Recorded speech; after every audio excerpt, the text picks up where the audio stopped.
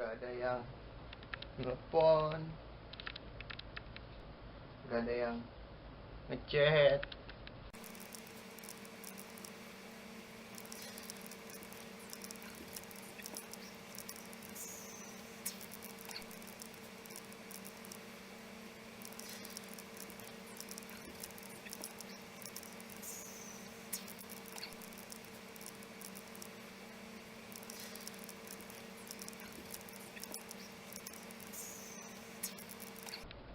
Oke, gue tau gue mau ngapain.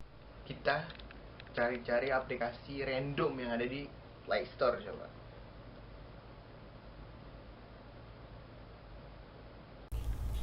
Lima jam berikutnya.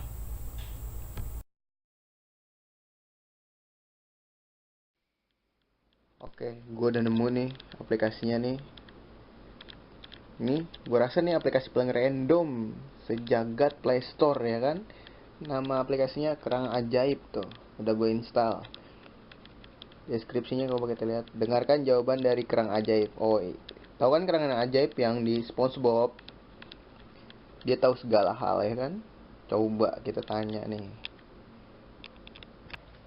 Oke, Kerang Ajaib. Apa gue ganteng? Mungkin iya. Wih, Kerang Ajaib. Apa semua cowok di dunia ini selalu salah? Iya. Anjir, Kerang Ajaib pun. Wah, nih kerang gak sehat nih. Kerangnya cewek nih. Ada konspirasi.